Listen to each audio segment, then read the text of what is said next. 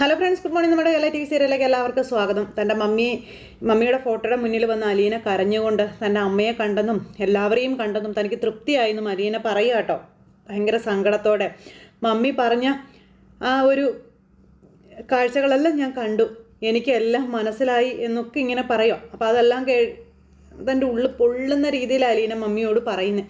അങ്ങനെ മമ്മിയുടെ മുന്നിൽ കണ്ണ് നിറഞ്ഞിങ്ങനെ നിൽക്കുന്ന നമ്മുടെ അലീന ഇങ്ങനെ സങ്കടത്തോടെ നിൽക്കുമ്പോഴത്തേക്കും തൻ്റെ സ്വപ്നത്തിൽ മമ്മി വന്നു. മോളെ എന്നും പറഞ്ഞ് വിളിച്ച്. അപ്പോൾ അലീന ഇങ്ങനെ നോക്കുന്നു. ആ ചില്ലുകുപ്പിക്ക് കട്ടി കൂടുതലാണോ എന്നിങ്ങനെ ചോദിക്കുക. പിന്നെ എല്ലാം ഞാൻ നിന്നോട് പറഞ്ഞിരുന്നതല്ലേ എന്ന് മമ്മി ചോദിക്കുക. അപ്പോൾ എനിക്കിനി സഹിക്കാൻ വയ്യ മമ്മി, എന്നെ പ്രസവിച്ച സ്ത്രീയല്ലേ അത്, എൻ്റെ അമ്മയല്ലേ അതെന്ന് ഇങ്ങനെ അലീന ചോദിക്കുമ്പോൾ, പക്ഷേ അവൾക്കറിയില്ലല്ലോ മോളെ നീ അവളുടെ മകളാണെന്ന്. എന്നെങ്കിലും അറിഞ്ഞാൽ അവർക്കത് സഹിക്കാൻ പറ്റുമോ? സ്വന്തം മോളോടാണ് ഇങ്ങനെയൊക്കെ ചെയ്തതെന്നോർത്ത് അവർക്കത് താങ്ങാൻ പറ്റുമോ എന്ന് ചോദിക്കുമ്പോൾ, ഒന്നും വേണ്ട, ഒരു പിച്ചക്കാരിയോട് പെരുമാറുന്ന അത്രയും ദയ അത്രയെങ്കിലും തന്നോടെയെന്ന് അലീന ഇങ്ങനെ ചോദിക്കോ. അവർക്കറിയില്ലല്ലോ മോളെ, നീ അതോർത്ത് സങ്കടപ്പെടല്ലേ. പണത്തിൻ്റെയും അഹങ്കാരത്തിൻ്റെയും പദവിയുടെയും മുകളിൽ കയറി നിൽക്കുക അവർ. അപ്പോൾ മമ്മിയെ പറ്റി പറഞ്ഞത് എനിക്ക് സഹിച്ചില്ല, അത്രയെങ്കിലും ഞാൻ പറയണ്ടേ എന്ന് ചോദിക്കുമ്പം, അതൊന്നും സാരമില്ല, നമ്മൾ ശരിയാണെങ്കിൽ, നമ്മൾ സത്യമാണെങ്കിൽ നമ്മളെ ആർക്കും മാറ്റാനായിട്ട് പറ്റില്ല എന്ന കാര്യം മമ്മി പറഞ്ഞു കൊടുക്കുക. മാറേണ്ടതേ അവരാണ്, മാറുക തന്നെ ചെയ്യും. എന്നെ കണ്ടപ്പം മുതലേ അവർക്കിഷ്ടമല്ല എന്ന് അലീന മമ്മിയോട് പറയുമ്പോൾ ഒക്കെ ശരിയാ, പക്ഷേ നീ ഒന്നോർക്കണം, അതോർത്തേ പറ്റൂ, നിന്റെ അമ്മയല്ലേ മോളെ അവർ. നീ ജീവിച്ചിരിപ്പുണ്ട് എന്ന് പോലും അറിയാത്തൊരമ്മ. നീ ക്ഷമിക്കണം, നീ ക്ഷമിച്ചാലേ ശരിയാകുള്ളൂ. നീ ഒരുപാട് ക്ഷമിക്കാനുണ്ട് എന്നിങ്ങനെ പറയുമ്പോൾ എനിക്ക് ചിലപ്പോൾ ഭയങ്കര വിഷമം വരുവാണെന്ന് അലീന പറയുമ്പോൾ, അതൊന്നും സാരമില്ല, ഞാനില്ലേ നിൻ്റെ കൂടെ, നീ എന്തിനാ സങ്കടപ്പെടുന്നേ, നീ പിടിച്ചു നിൽക്കണമെന്ന് മമ്മി പറഞ്ഞു കൊടുക്കുക. എപ്പോഴും ഓർക്കണം, നിൻ്റെ വീടാണത്, നിൻ്റെ അമ്മയാണത്, അത് നിൻ്റെ കൂടപ്പിറപ്പുകളാണത്, അതെല്ലാം നീ ഓർക്കണം. അപ്പോൾ നിനക്ക് സഹിക്കാനുള്ള ശക്തിയൊക്കെ കിട്ടും എന്ന കാര്യമൊക്കെ ഇങ്ങനെ മമ്മി പറഞ്ഞു കൊടുക്കുക അലീനയോടെ. അങ്ങനെ അതെല്ലാം കേട്ട് അലീന ഇങ്ങനെ മനസ്സിനെ ധൈര്യപ്പെടുത്തി ഇങ്ങനെ നിൽക്കുന്നു.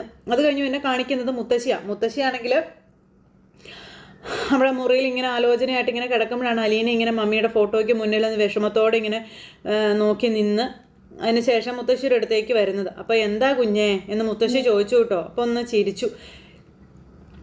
നീ എന്താ ഈ പറഞ്ഞേ നീ ചോദിച്ചപ്പോൾ, ഞാൻ എൻ്റെ മമ്മിയോട് സങ്കടം പറയുമായിരുന്നു എന്ന് പറയുമ്പോൾ, അവരതിന് മരിച്ചു പോയില്ലേ കുഞ്ഞേ എന്ന് ചോദിക്കാം മുത്തശ്ശി. അപ്പം ഇല്ല എന്നുള്ള രീതിയിൽ നമ്മുടെ അലീന ഇങ്ങനെ തലയാട്ടി. അപ്പോൾ എൻ്റെ ഉള്ളിലുണ്ട് എൻ്റെ മമ്മി, ഞാൻ വിളിക്കുമ്പോൾ എൻ്റെ മമ്മി എൻ്റെ അടുത്ത് വരുമെന്നൊക്കെ അലീന പറയുക. എന്നോട് സംസാരിക്കും, എൻ്റെ സങ്കടങ്ങൾ കേൾക്കും, എന്നെ ആശ്വസിപ്പിക്കും. ഇതൊക്കെ അലീന പറയുന്ന കേട്ടപ്പോൾ മുത്തശ്ശിക്ക് ഭയങ്കര ഒരു ഇമോഷണൽ അലീനയോട്. എനിക്കെല്ലാം സഹിക്കാനുള്ള ശക്തി എൻ്റെ മമ്മി തരും എന്നൊക്കെ അലീന പറയാം കേട്ടോ. എനിക്ക് മനസ്സിലായി കുഞ്ഞേ, അത് നല്ലതാ. അങ്ങനെ നമ്മളെ സ്നേഹിച്ചവരുടെ ആത്മാക്കൾ നമ്മളുടെ കൂടെ ഉണ്ട് എന്നുള്ളൊരു വിശ്വാസം ഉണ്ടല്ലോ, അത് നല്ല കാര്യമാണ്. അതെന്തായാലും ഉണ്ടായിരിക്കണം മോളെ എന്നൊക്കെ പറഞ്ഞുകൊണ്ട് മുത്തശ്ശി ഇങ്ങനെ അലീനയോട് പറയുക കേട്ടോ. അങ്ങനെ അതെല്ലാം കഴിഞ്ഞു. രാത്രി ആ വേലക്കാരി ചോറെടുത്തു വയ്ക്കുകയാണ്. അതിനും അതുപോലെ അലീനയ്ക്കും ഇവിടെ ആരും ഒന്നിനും ഒരു കണക്കും പറയത്തില്ല എന്നൊക്കെ ഇങ്ങനെ ആ ചേച്ചി നമ്മുടെ അലീനയോട് പറയുവാണ് ഭക്ഷണത്തിൻ്റെ കാര്യത്തിൽ. അപ്പോൾ അങ്ങനെ പറഞ്ഞ്, അതെ അതൊരു വലിയ കാര്യം തന്നെയാണ് മോളെ, ചില വീട്ടിലൊക്കെ അതിനും കണക്ക് പറയുന്നവരൊക്കെ ഉണ്ടെന്നൊക്കെ ആ ചേച്ചി ഇങ്ങനെ പറഞ്ഞു അലീനയോട്. അപ്പോൾ കുഞ്ഞിഷ്ടം പോലെ കഴിച്ചോ എന്നും പറഞ്ഞ് ആ ചേച്ചി അലീനയ്ക്ക് ചോറെടുത്ത് കൊടുത്തു. അതെ, അവർ പറയുന്നതൊന്നും കേട്ട് നമ്മൾ വിഷമിക്കാൻ നിന്നിട്ട് കാര്യമില്ല, വിഷമിക്കരുത്. എപ്പോൾ വഴക്കു പറഞ്ഞാലും നമ്മൾ വിചാരിക്കണം അത് വേറെ ആരോടോ പറഞ്ഞതാണെന്ന്. പിന്നെ നമുക്കെന്താ കുഴപ്പമൊന്നും ആ ചേച്ചി, കൊച്ചമ്മ മാത്രമേ ഉള്ളൂ ഇത്ര ദേഷ്യക്കാരിയല്ലേ, ബാക്കിയുള്ളവരെല്ലാം സാധുക്കളല്ലേ എന്നിങ്ങനെ നമ്മുടെ അലീന ആ ചേച്ചിയോട് ചോദിച്ചപ്പോൾ, എല്ലാം കണക്കാ എൻ്റെ കൊച്ചേ എന്നാ ചേച്ചി അലീനയോട് പറയുക കേട്ടോ. ആ ഇളയ മോളുണ്ടല്ലോ കൃഷ്ണജ, അതിന് നല്ല നേരമാണെങ്കിൽ നമ്മളോട് ചിരിക്കുകയും വർത്താനം പറയുകയും ഒക്കെ ചെയ്യും. അതിൻ്റെ മൂത്തോരണം ഉണ്ടല്ലോ, അയ്യോ അഹങ്കാരത്തിന് കൈയും കാലും വെച്ചാൽ എങ്ങനെ ഇരിക്കും, അത് തന്നെയാണ് അത് സാധനമെന്നും അമ്മയുടെ താനി പകർപ്പാണെന്നൊക്കെ ഈ ചേച്ചി പറഞ്ഞു കൊടുക്കുക. അപ്പോൾ കുറ്റം പറയല്ലേ ചേച്ചി, മനുഷ്യരെല്ലാവരും ഒരുപോലെ അല്ലല്ലോ എന്ന് അലീന പറഞ്ഞു. ജന്മനാ കിട്ടുന്നതാ പല ഗുണങ്ങളും ദോഷങ്ങളും ഒക്കെ, അതാരുടെയും കുറ്റമല്ലല്ലോ എന്നൊക്കെ പറഞ്ഞപ്പം, എനിക്കറിയാവുന്ന കാര്യങ്ങളാണ് ഞാൻ കൊച്ചിന് പറഞ്ഞു തരുന്നതെന്ന് ഈ ചേച്ചി അന്നേരം പറഞ്ഞു. അലീന ഇതെല്ലാം കേട്ടുകൊണ്ടിങ്ങനെ നിന്ന് ചോറ് കഴിക്കാം. ആ മൂത്ത ചെറുക്കനുണ്ടല്ലോ രോഹിത്ത്, പാവത്താനെ പോലെ ഇരിക്കുന്നതൊന്നും കൊച്ചു കാര്യമാക്കണ്ട കേട്ടോ, അവനെ സൂക്ഷിച്ചോളണം. ഞാനും ഒരു ദിവസം മുറി തുടയ്ക്കാൻ ചെന്നപ്പോഴേ കമ്പ്യൂട്ടറിൻ്റെ അടിയിൽ ഒരു പുസ്തകം കണ്ടു. കൊച്ചു പുസ്തകം അത്. എന്ന് വെച്ചാൽ എന്താണെന്ന് അലീന ചോദിക്കുക. അപ്പോൾ കണ്ടിട്ടില്ലേ കൊച്ച്, ദേ അതിനകത്ത് മുഴുവനും വൃത്തികെട്ട പടങ്ങളും കഥകളും ഒക്കെയാണെന്ന കാര്യം പറഞ്ഞു. അപ്പോഴത്തേക്ക് നമ്മുടെ അലീനയ്ക്ക് വല്ലാതെ ആയിട്ടോ. എവിടുന്ന് കിട്ടുന്നാവോ ഇതുപോലുള്ള സാധനങ്ങളൊക്കെ ഇതുങ്ങളുടെ കൈകളിലോട്ടെ. അപ്പം അലീനയ്ക്ക് പേടിയായി. നമ്മൾ പുറമേ കാണുന്നത് പോലൊന്നും അല്ല കേട്ടോ കൊച്ചെ, പല വീടുകളിലും ഇങ്ങനെയൊക്കെയാ. അതൊക്കെ മനസ്സിലുണ്ടാവണം. പുറത്ത് കാണിക്കുന്ന ചിരിയും സന്തോഷവും ഒന്നും അകത്തുണ്ടാവത്തില്ല. ഇവിടെ കൂടപ്പറപ്പുകൾ തമ്മിൽ മിക്കപ്പോഴും അടിയും വഴക്കും ഒക്കെയാ. പിന്നെ നമ്മളതൊന്നും മൈൻഡ് ചെയ്യാതിരുന്നാൽ മതിയെന്ന് പറഞ്ഞ് ആ ഭബിതയ്ക്ക് ഇടയ്ക്കിടയ്ക്ക് ഫോണൊക്കെ വരും. ഉടനെ അതും എടുത്തുകൊണ്ട് മുറിയിൽ കയറി ഇങ്ങ് വാതിലടയ്ക്കും, അല്ലെങ്കിൽ ടെറസിലോട്ട് ഓടി കയറി പോകും. അപ്പോൾ അതെന്തിനാണെന്ന് അലീന ചോദിച്ചു. വേറെ ആരും കേൾക്കാതിരിക്കാനാണ് അങ്ങനെ കയറി പോകുന്നതെന്നൊക്കെ ചേച്ചി അലീനയ്ക്ക് പറഞ്ഞു കൊടുക്കുക.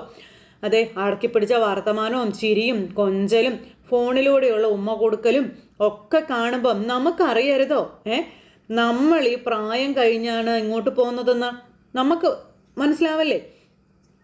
പക്ഷെ ഇവിടുത്തെ കൊച്ചമ്മയുടെ വിചാരം മക്കളെല്ലാം പാലും പച്ചവെള്ളവും മാത്രം കുടിക്കുന്നവരാണെന്നുള്ള രീതിയിലാണെന്നൊക്കെ ചേച്ചി പറഞ്ഞു കൊടുത്തു. അങ്ങനെ നമ്മുടെ വൈജയുടെ വീട്ടിലെ ചരിത്രങ്ങൾ മുഴുവനും അലീനയ്ക്ക് ഈ ചേച്ചി പറഞ്ഞു കൊടുക്കുന്നത് കേട്ടോ അലീന അന്തം വിട്ടിങ്ങനെ നിൽക്കുക കേട്ടോ.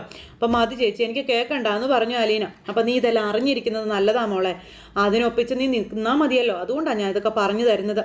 കൊച്ചമ്മയ്ക്ക് ബാങ്കില്ലാത്തപ്പോൾ ഒരു സാറ് കാണാനായിട്ട് ഇങ്ങോട്ട് വരും.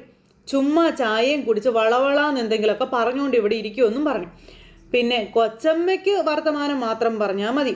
പിന്നെ സാറിനെ അതുക്ക് മേലെ എന്തെങ്കിലും കിട്ടിയാൽ കൊള്ളാവുന്നുണ്ടെന്നൊക്കെയുള്ള രീതിയിൽ ഈ ചേച്ചി പറഞ്ഞു. നമ്മളിതൊക്കെ കണ്ട് എത്രയോ പരിചയം വന്നിരിക്കുന്നതെന്നൊക്കെ പറയുമ്പോൾ ഞാൻ പറഞ്ഞല്ലോ ചേച്ചി മതിയെന്ന്, എനിക്ക് പരദൂഷണം ഇഷ്ടമല്ല എന്ന് പറയുമ്പം നീ മനസ്സിലാക്കാൻ വേണ്ടി ഞാൻ പറഞ്ഞതാ, ഇതിന് പരദൂഷണമായിട്ടൊന്നും കാണണ്ടെന്ന് ആ ചേച്ചി പറഞ്ഞു.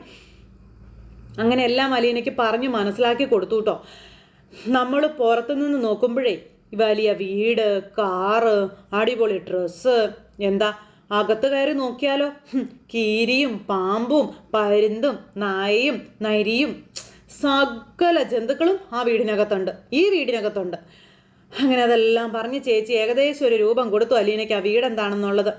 അപ്പോൾ ഞാൻ ഈ പറയുന്നത് ഏഷണിയായിട്ടൊന്നും നീ കേൾക്കണ്ട, ഇതൊക്കെ നിനക്ക് വഴിയേ മനസ്സിലായിക്കോളൂ എന്നും പറഞ്ഞ് ചേച്ചി അവിടെ നിന്ന് ഭക്ഷണം വാരി കഴിക്കാം. അത് കഴിഞ്ഞ് പിന്നെ അലീന ഇങ്ങനെ മുറ്റത്തേക്ക് വരുക. രാവിലെ വരുന്ന സമയത്ത് അവിടെ നിന്നൊരു പട്ടി ഇങ്ങനെ കുരയ്ക്കാം. ആ പട്ടിയെ കണ്ടു കഴിഞ്ഞപ്പോഴത്തേക്കും അലീന ഇങ്ങനെ എത്തി വലിഞ്ഞിങ്ങനെ നോക്കുക കേട്ടോ. അപ്പോൾ ഒരാൾ ബൈക്കിൽ അങ്ങോട്ടേക്ക് വരികയാണേ. ബൈക്കിൽ കോട്ടൊക്കെ ഇട്ടിട്ടുണ്ട്. പത്രം ആ വീടിൻ്റെ മുന്നിൽ ഇട്ട് കൊടുത്തേച്ചിട്ട് അങ്ങ് പോയി. അപ്പോൾ അലീന പത്രമൊക്കെ എടുത്തു വായിച്ചു.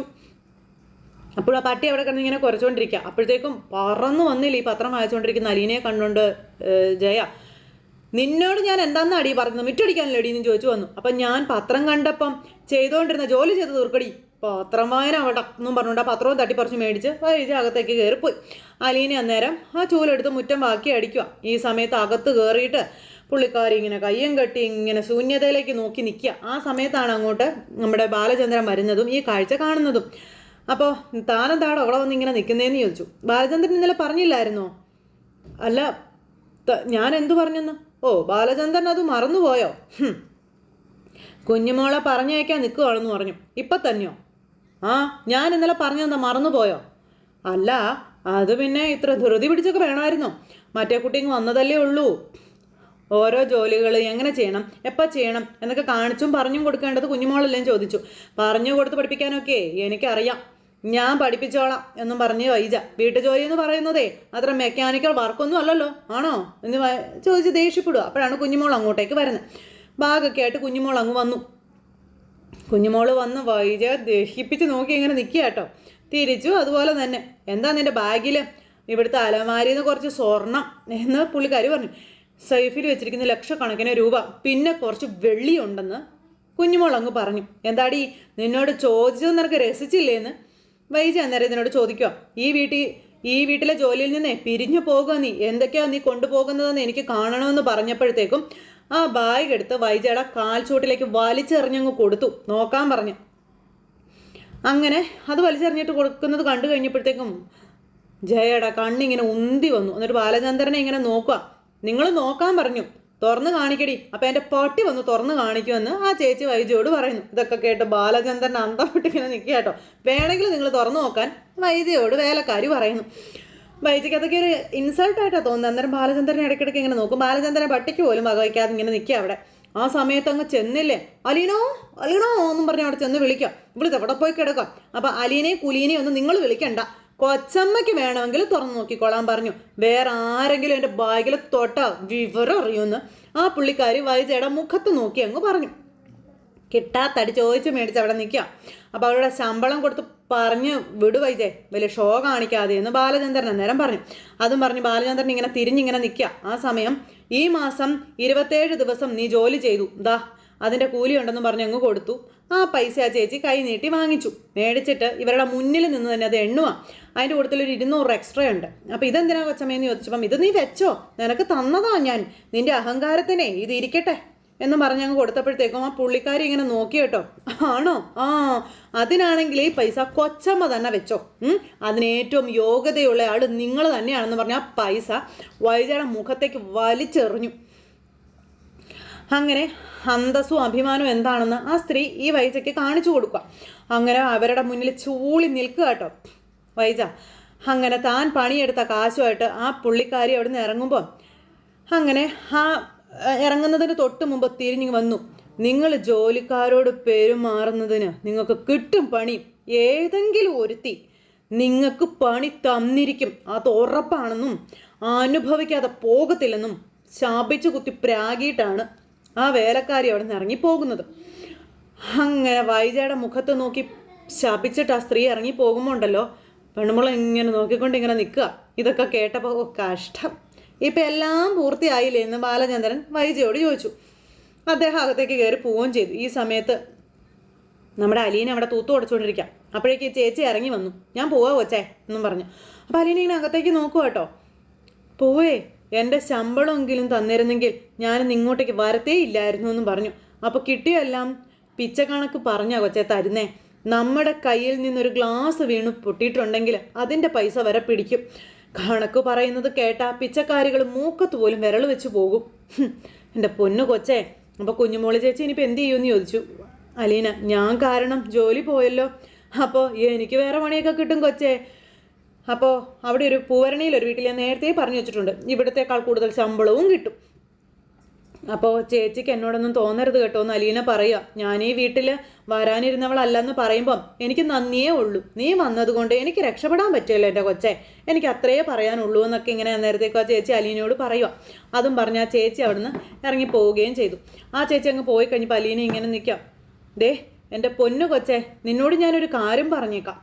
നോക്കിയും കണ്ടും നിന്നാ നിനക്ക് കൊള്ളാം, അവനവൻ്റെ കാര്യം നോക്കി ഇവിടെ നിന്നാ ജീവിച്ചു പോകാമെന്നും ആ ചേച്ചി ഇങ്ങനെ പറയാം. അതും പറഞ്ഞ് ദേ നമ്മൾ ഒരിക്കലും വിചാരിക്കാത്ത ആൾക്കാരൊക്കെ വലിയ സ്നേഹം നമ്മളോട് കാണിക്കും, നമ്മൾ അതിശയിച്ച് പോകും മോളെ എന്നൊക്കെ ആ ചേച്ചി പറയുമോ. ചേച്ചി എന്തിനാ എന്നോട് ഇതൊക്കെ പറയുന്നേ? നീ മനസ്സിലാക്കി വെച്ചോ, വീട്ടുജോലിക്കാരി എന്നും വീട്ടുജോലിക്കാരി മാത്ര, നീ അത് മനസ്സിലാക്കിക്കോളാൻ ഇങ്ങനെ അലീനയോട് ആ ചേച്ചി പറയാണ്. അങ്ങനെ അതും പറഞ്ഞ് നമുക്കിവിടുന്ന് മേലോട്ട് പൊങ്ങാനും പറ്റത്തില്ല, അവർക്ക് താഴോട്ട് താഴാനും പറ്റത്തില്ല. മനസ്സിലായോ എന്ന് ചോദിച്ചു. അപ്പോൾ അതൊക്കെ എനിക്കറിയാം ചേച്ചി, നിൻ്റെ ഒരു ചെവിയും ഒരു കണ്ണും എപ്പോഴും അടച്ചു വെച്ചേക്കണം. നീ കാണാത്തത് പലതും കാണും, കേൾക്കാത്തത് പലതും കേൾക്കും, അതെല്ലാം ഉള്ളിലുണ്ടാവണം കേട്ടോ എന്നൊക്കെ ചേച്ചി പറഞ്ഞു കൊടുക്കുക. നീ ആദ്യമായിട്ടാണ് വീട്ടുജോലിക്ക് നിൽക്കുന്നതെന്ന് പറഞ്ഞല്ലോ, അതുകൊണ്ടാണ് ഞാൻ ഇതൊക്കെ പറഞ്ഞു തരുന്നത് കേട്ടോ എന്ന് ചേച്ചി പറയുക. പാവമായിട്ട് നിന്നതുകൊണ്ട് ഒരു കാര്യമില്ല, മറ്റുള്ളവർ നമ്മളെ മുതലെടുത്തെന്ന് വരും.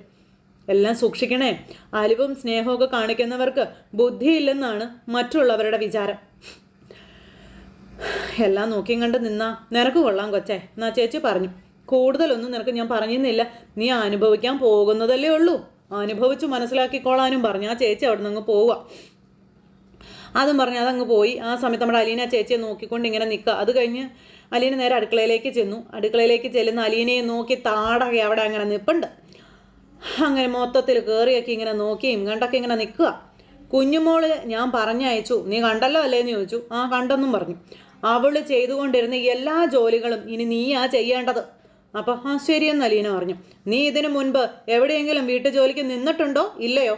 അപ്പോൾ അയ്യോ കൊല്ലപ്പള്ളിയിലെ വീട്ടിൽ, അതല്ല ഞാൻ ചോദിച്ചത്, അതും എൻ്റെ വീട് തന്നെയല്ലേ, അതിനു മുൻപ് എവിടെയെങ്കിലും നിന്നിട്ടുണ്ടോന്നാണ് ചോദിച്ചത്. അപ്പോൾ സ്നേഹനികേതനത്തിൽ ഞാൻ പാചകമൊക്കെ ചെയ്യുമായിരുന്നു. ഓ അവിടെയല്ലേ, അവിടെ എന്തോ കുക്ക് ചെയ്യാനാ, കുറച്ച് കഞ്ഞിയും പയറും അല്ലേ ഉള്ളൂ, വേറൊന്നും ഇല്ലല്ലോ. അതൊക്കെ കേട്ടപ്പോൾ അലീനയ്ക്ക് സങ്കടം. കൊള്ളാവുന്ന ഏതെങ്കിലും വീട്ടിൽ നിന്നിട്ടുണ്ടോ എന്നാ ചോദിച്ചത്. അത് കേട്ടപ്പോൾ ഇല്ലാന്ന് പറഞ്ഞു. അപ്പം എല്ലാം നിന്നെ ഒന്നേന്ന് തൊട്ട് പഠിപ്പിക്കാം. ഓർഫനേജിൽ ഉണ്ടാക്കുന്നത് പോലെയൊന്നും പോരാ കേട്ടോ. ഇവിടെ മീനും ഇറച്ചിയും മുട്ടയും പാലും അങ്ങനെ അങ്ങനെ പല പല സാധനങ്ങൾ ഉണ്ടാക്കേണ്ടതായിട്ട് വരും. അപ്പം അതൊക്കെ ഞാൻ ചെയ്തോളാം. അറിയാതെ നീ എങ്ങനെയാടി ചെയ്യുന്നേ? അതൊക്കെ ഞാൻ പഠിച്ചോളാം. ഞങ്ങളെല്ലാം ഹോസ്പിറ്റലിൽ അഡ്മിറ്റ് ആകേണ്ടി വരുമോ എന്നൊക്കെ ഇങ്ങനെ അലീനയെ കളിയാക്കി ചോദിച്ചുകൊണ്ടേ ഇരിക്കുക ഈ പുള്ളിക്കാരി. ഇവിടെ എങ്ങനെയൊക്കെ വേണ്ടതെന്നൊന്ന് പറഞ്ഞാൽ മതി. അപ്പം രാവിലെ ബ്രേക്ക്ഫാസ്റ്റ് ഉണ്ടാക്കണം. ചോറും കറിയും വേണം. ബ്രേക്ക്ഫാസ്റ്റിന് ദോശയും ഇഡലി ആണെങ്കിൽ സാമ്പാറും ചട്നിയും വേണം. അപ്പോൾ ഇടിയപ്പം ആണെങ്കിൽ ചിക്കനോ ബീഫോ എന്തെങ്കിലും ഒന്ന് കറി വെക്കണം. പുട്ടിനും ഉപ്പുമാവിനും കടലക്കറിയോ മുട്ടക്കറിയോ വേണം. മീൻകറിയും ഫ്രൈയും ഇവിടെ എല്ലാവർക്കും നിർബന്ധമുള്ളൊരു കാര്യമാണ്. പിന്നെ പുളിശ്ശേരി, രസം, മോരുകറി, എരിശ്ശേരി അങ്ങനെ അങ്ങനെ ഒക്കെ ചെയ്യണം. രാത്രി ചോറ്, ചപ്പാത്തി, ചിക്കൻ കറി, വെജിറ്റബിൾ കറി അങ്ങനെ ചിലതൊക്കെ ഉണ്ടാക്കണം. പിന്നെ ഒന്നിനും ഒരു കുറവ് കൂടി ഉണ്ടാവരുത്. മനസ്സിലായോ എന്ന് ചോദിച്ചോ? എന്ന് പറഞ്ഞ തലയാട്ടി. അപ്പോൾ അതെ വൈജയന്തി പട്ടിണി കിട്ടുന്ന ഇന്ന് വരെ ഒരു സെർവൻറ്റും പരാതി പറഞ്ഞിട്ടില്ലെന്ന് പറഞ്ഞു. അപ്പോൾ എനിക്ക് വിശപ്പിന് എന്തെങ്കിലും കുറച്ച് കിട്ടിയാൽ മതിയെന്ന് അലീന അന്നേരം പറഞ്ഞു. പിന്നെ ചോറും ഇത്തിരി മോരും ഉണ്ടെങ്കിൽ അതുമാത്രം മതിയെന്ന് അലീന പറയുക. നീ അങ്ങനെ വയറ് ചുരുക്കി എനിക്ക് ലാഭം ഉണ്ടാക്കി തരുമൊന്നും വേണ്ട, കേട്ടല്ലോ എന്നും പറഞ്ഞു. എന്നിട്ട് ഇങ്ങനെ ചുറ്റിനും നോക്കി നടക്കുക. പാചകക്കാരും മാത്രമേ ഞാൻ പറഞ്ഞിട്ടുള്ളൂ ഇപ്പോൾ. ഇനിയുണ്ട് ബാക്കി ജോലികളും കൂടെ നിനക്ക് ഞാൻ പറഞ്ഞു തരാം. പറയട്ടെ എന്ന് ചോദിച്ചു. രാവിലെ എഴുന്നേറ്റ് മുറ്റം തൂക്കണം. പൊടി പറത്തിയേക്കരുത്. വെള്ളം തളിച്ചിട്ട് വേണം മുറ്റം തൂക്കാനായിട്ട്. പിന്നെ രാവിലെ തന്നെ ഹോളും സിറ്റ് ഔട്ടും ഡൈനിങ്ങും കിച്ചണും തുടച്ച് ക്ലീൻ ചെയ്ത് വൃത്തിയാക്കണം. ബാക്കിയുള്ള തൂക്കലും തുടയ്ക്കലും ഒക്കെ ഞങ്ങളെല്ലാവരും വെളിയിൽ പോയതിന് ശേഷം മതി. ശരി, ചെയ്തോളാം. പിന്നെ ജനൽ, അതിൻ്റെ പടികൾ, അതിൻ്റെ അഴികൾ, ചില്ല്, അലമാരി, കണ്ണാടികൾ എല്ലാം തുടച്ച് വൃത്തിയാക്കണം. ചെയ്തോളാമെന്ന് പറഞ്ഞു. ഇങ്ങനെ വിരൽ കൊണ്ട് തോണ്ടിയാലേ പൊടി കാണരുത് ഒരിടത്തും. പറഞ്ഞ് മനസ്സിലായോ എന്ന് ചോദിച്ചു. പിന്നെ ചില കള്ളികളുണ്ട്. മേശയുടെയും അലമാരയുടെയും കട്ടിലിൻ്റെ അടിഭാഗം തുടയ്ക്കത്തില്ല. 1 ഇഞ്ച് കനത്തിലേ പൊടി കാണും, പല്ലിക്കാട്ടവും കാണും. അമ്മാതിരി കള്ളപ്പണി എടുക്കുന്ന ഒരെണ്ണത്തിനെയും ഞാൻ 2 ആഴ്ച തികച്ച് ഈ വീട്ടിൽ നിർത്തിയിട്ടില്ല. ഇതൊക്കെ കേട്ട് അലീന ഇങ്ങനെ വല്ലാണ്ടായി നിൽക്കുക. ശമ്പളം എണ്ണി വാങ്ങാൻ മാത്രം മതിയോ സാമർഥ്യം? ചെയ്യുന്ന ജോലിയോടും ആത്മാർത്ഥതയൊക്കെ വേണ്ടേ? അപ്പം ഞാൻ എല്ലാം നന്നായിട്ട് ചെയ്തോളാമെന്ന് പറഞ്ഞ അലീന. ചെയ്താലേ നിനക്ക് കൊള്ളാം, മനസ്സിലായോ എന്നും പറഞ്ഞ് മുതൽ വൈകുന്നേരം മുറ്റവും സിറ്റ് ഔട്ടും വെള്ളം തെളിച്ച് ഒന്നുകൂടി തൂക്കണം. ചെടികൾക്ക് വെള്ളം ഒഴിക്കണം. അലക്കാനിവിടെ വാഷിംഗ് മെഷീൻ ഉണ്ട്. എന്നാലും പിള്ളേരുടെ ഡ്രസ്സൊക്കെ ആഴ്ചയിൽ 2 തവണ അലക്ക് കല്ലിൽ അലക്കുകയും വേണം. പ്ലേ ഗ്രൗണ്ടിലൊക്കെ കുത്തിമറിഞ്ഞിട്ട് വരുന്നതല്ലേ, അഴുക്ക് പോകണമെന്നുണ്ടെങ്കിൽ കല്ലിൽ തന്നെ തല്ലണം. എല്ലാം തലയാട്ടി ഇത് കേട്ടു കേട്ടോ. അത്രയും പറഞ്ഞിട്ട് പോയി മുതൽ നിന്നെ തിരിച്ചു വന്നിട്ട് പിന്നെ വേറൊരു കാര്യം കൂടി നിന്നോട് ഞാൻ പറഞ്ഞേക്കാം. ഇന്നേ വരെ ഒരു വേലക്കാരിയും ബാലചന്ദ്രൻ്റെ അടുത്ത് കിന്നാരം പറയാൻ നിന്നിട്ടില്ല. പറഞ്ഞതിൻ്റെ അർത്ഥം അത് മനസ്സിലായല്ലോ എന്ന് അലീനയോട്, സ്വന്തം മകളോട് പറയുക ഈ അമ്മ. അത് കേട്ടപ്പോൾ മകള് എന്നും പറഞ്ഞൊന്ന് ചിരിച്ചു. എന്നെ അറിയാത്തത് കൊണ്ടാ ഇങ്ങനെയൊക്കെ പറയുന്നതെന്ന് അലീന പറയുമ്പോൾ, നിന്നെ ഞാനെന്തിനാടി അറിയുന്നേ? നീ ആരാ അറിയാനും മാത്രം എന്നും പറഞ്ഞ് അവിടെയും പുച്ഛവും പരിഹാസവും. ഇത് കേട്ട അലീന ഇങ്ങനെ നിൽക്കുന്നിടത്ത് ഇന്നത്തെ നമ്മുടെ കഥ അവസാനിച്ചു. അപ്പോൾ എല്ലാവരും കാത്തിരുന്ന് കാണണം കേട്ടോ. നമ്മുടെ സീരിയൽ ചരിത്രത്തിൽ ആദ്യമായിട്ടായിരിക്കും ഇതുപോലൊരു കൊച്ചമ്മ വന്നിരിക്കുന്നത്. അപ്പോൾ എന്തായാലും ഒരുപാട് വിശേഷങ്ങൾ ഇനിയും കാണാനും പറയാനും ഒക്കെ ഉണ്ട്. അപ്പോൾ എല്ലാവരും കാത്തിരുന്ന് കാണണേ. എല്ലാവർക്കും നന്ദി.